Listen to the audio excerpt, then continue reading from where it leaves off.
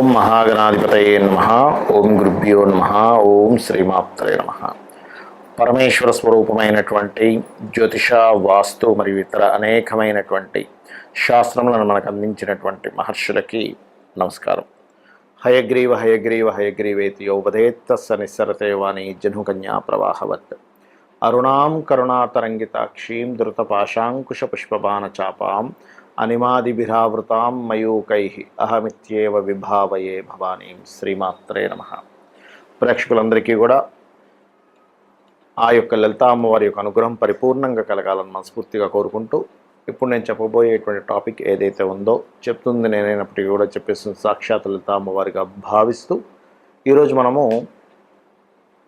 ప్రతి లగ్నం వారు, లగ్నం తెలిసిన వారు లగ్నం నుంచి చూసుకోండి, లగ్నం తెలియనటువంటి వారు రాశి నుంచి చూసుకోండి. ప్రతి లగ్నం వారు ఎవరికి రుణపడి ఉంటారు, ఆ రుణపడి ఉన్నటువంటి వాటి మూలంగా వాళ్ళ లైఫ్స్లో ఎటువంటి సంఘటనలు జరుగుతుంటాయి, అటువంటివి ఆ రుణం తొందరగా తీర్చుకునేటువంటి యోగం ఎలా ఏర్పడుతుంది, ఎటువంటి విషయాలు మీరు చేయాలి, ఏవి చేయకూడదు, అదేవిధంగా దీనికి కొన్ని కండిషన్స్ చెప్తాను. అది ఆఖరిలో మీరు వీడియో ఆఖరి వరకు చూస్తే కనుక కండిషన్స్ కూడా వస్తాయి. సో ఇప్పుడు మనం ఒక్కొక్క లగ్నం నుంచి మనం మొదలు పెడదాం. మీన లగ్నము, మీనరాశి. ముఖ్యంగా మీన లగ్నాన్ని చూసుకోండి, లగ్నం తెలియని వారు రాశి చూసుకోవచ్చు.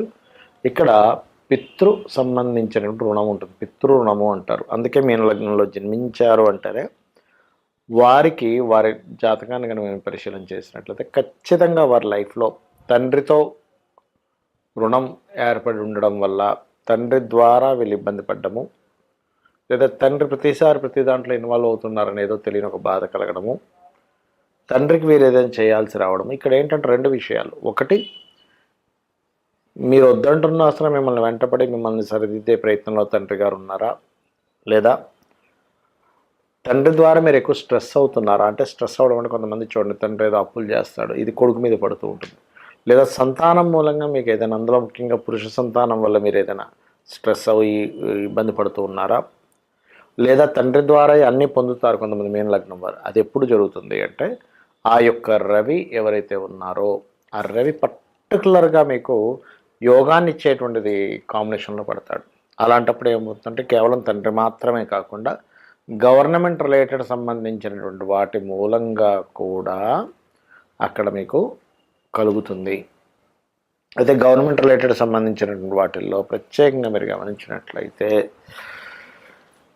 ఆ యొక్క రవి యొక్క స్థితి కనుక బాగుంది, మంచి మంచి స్టేజ్కి వెళ్తూ ఉంటారు. దశమాధిపతి బాగున్నాడు, రవి బాగుంది అంటే వీళ్ళు గవర్నమెంట్ సెక్టార్స్లోనే గొప్ప స్టేజ్కి కూడా వెళ్తుంటారు. కానీ సర్వసాధారణంగా 99% ఆఫ్ కేసెస్ రవి ఏదో ఇబ్బంది, ఎందుకంటే 6th లార్డ్షిప్ వచ్చింది కాబట్టి ఏదైనా ఒక ఇబ్బందికరమైన వాతావరణంలోనే ఉంటూ ఒక ఇబ్బంది పడడం అనేది జరుగుతుంది. ముఖ్యంగా తండ్రి తరపు బంధువులు, అదేవిధంగా గవర్నమెంట్ రిలేటెడ్ సంబంధించిన వాటితో ఒక్కోసారి చూడండి, కొన్నిసార్లు గవర్నమెంట్ దాడులు జరుగుతూ ఉంటాయి. మీనలగ్నం వారికి, మీనరాశి వారికి ఎక్కువగా జరుగుతూ ఉంటాయి.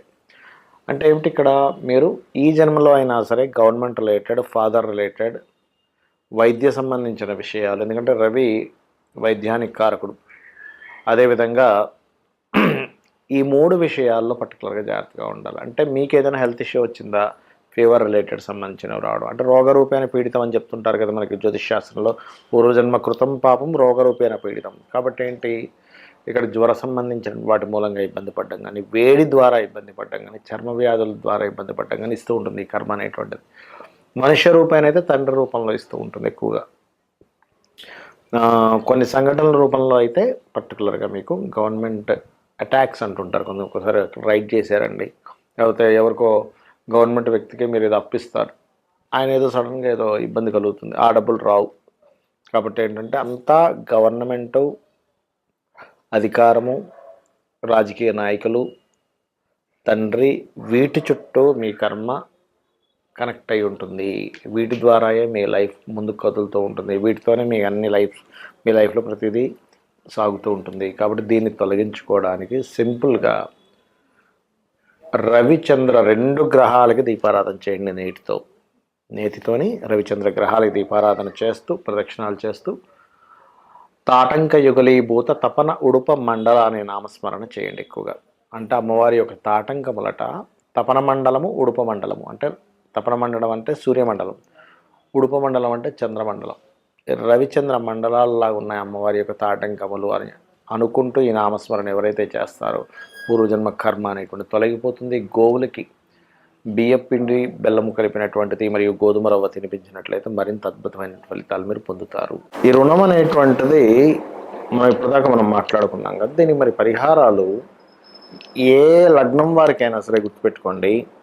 పరిహారం అనేటువంటిది ఏదైతే ఉందో అది మీరు పాయింట్ నెంబర్ 1 రెగ్యులర్గా చేసుకోవాలి. ఏదో ఒకసారి చేశానండి, ఒకసారి చేశాను నాకు తీరిపోదా అంటే తీరదు అది రుణం. ఎందుకంటే మీకు పూర్వజన్మల్లో చేసినటువంటి కర్మ మూలంగానే మీ చుట్టూనే బంధువర్గం రూపంలోని, ఫ్రెండ్స్ రూపంలోని, శిష్యుల రూపంలోని, గురువుల రూపంలోని, భార్య భర్త పిల్లలు, ఇంటి పక్కింటి వాళ్ళ రూపంలోని, ఎదురింటి వాళ్ళ రూపంలోని, మీ బాస్ రూపంలోని, మీ యొక్క కొలిక్ రూపంలోనే వస్తూ ఉంటుంది ఆ కర్మ అనేటువంటిది.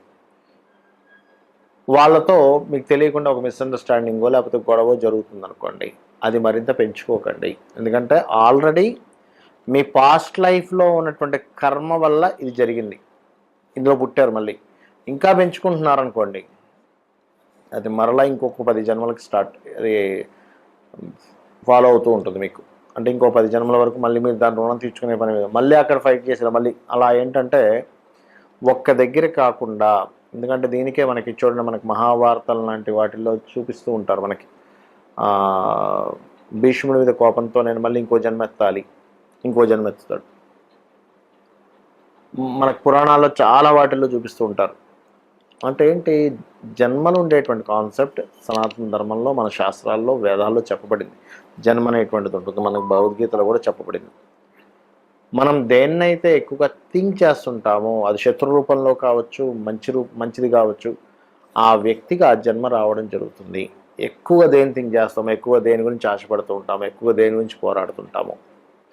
కాబట్టి ఇప్పుడు మనం చెప్పుకున్నటువంటి కాన్సెప్ట్ ఏదైతే ఉందో, ఈ రుణానికి సంబంధించిన కాన్సెప్ట్ ఏదైతే ఉందో ఇది క్లియర్ అవ్వాలి అంటే ఇప్పుడు నేను మీ రాశిపరంగా ఏదైతే రెమెడీ చెప్పానో దాన్ని మీరు ఎంత చేస్తే అంత రుణం క్లియర్ అవుతుంటుంది. అందులో ప్రధానంగా గోవులకి ఏదైతే తినిపించాలని చెప్తుంటానో అది గోవులకి తినిపించడము. ఉదాహరణకి ఏ పెసలో దానం ఇవ్వమని చెప్పాను, గోవులకి ఆకుకూరలు తినిపించడం. ఏ గోధుమలో దానం ఇవ్వమని చెప్పాను, గోధుమ రవ్వ గోవుకి తినిపించడం. అదేవిధంగా ఉదాహరణకి గురువు బాలేడని చెప్పి శనగలు దానం ఇవ్వమని చెప్పాను, శనగలు తినిపించకుండా ఆ ప్లేస్లో మీరు ఏం చేస్తారంటే గోవుకి అరటి కాయలు తినిపించండి. ఒక్కోసారి శని ద్వారా వస్తుంది రుణం, అంటే శని గ్రహం ద్వారా రుణం వస్తుంది. అలాంటప్పుడు తెల్ల నువ్వులు దానం ఇవ్వమని చెప్తాను, కానీ గోవుకి నువ్వులు తినిపించకూడదు. అలాంటి సందర్భంలో మీరు చేయవలసింది ఏమిటి అంటే గోవుకి బెల్లము తినిపించాలి. ఆ రకంగా పదార్థం అన్నీ కూడా గోవులకు తినిపించకూడదు. అలా తెల్ల నువ్వులు తినిపించినట్లయితే మరింత దోషం ఏర్పడుతుంది. ఎందుకంటే అది ఏదైనా ప్రెగ్నెన్సీతో ఉన్నట్లయితే ఆ యొక్క దోషం మీకు చుట్టుకుంటుంది.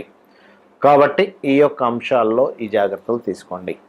అదేవిధంగా తండ్రి రూపంలోనో, కొడుకు రూపంలోనో, కూతురు రూపంలోనో వస్తుందని చెప్పానండి మీకు కర్మ.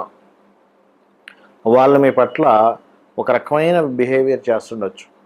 ఇప్పుడు మీరు అర్థం చేసుకోవాల్సింది ఒకటే, ఓకే ఇది పాస్ట్ లైఫ్లో నేను చేసినటువంటి కర్మ, అంటే మీ ప్రమేయం ఏమీ లేకపోయినా కూడా వాళ్ళు మిమ్మల్ని వెతుక్కుంటూ వచ్చి ఇబ్బంది పెడుతున్నారు అంటే సంథింగ్ పాస్ట్ లైఫ్ కర్మ ఉంది అక్కడ.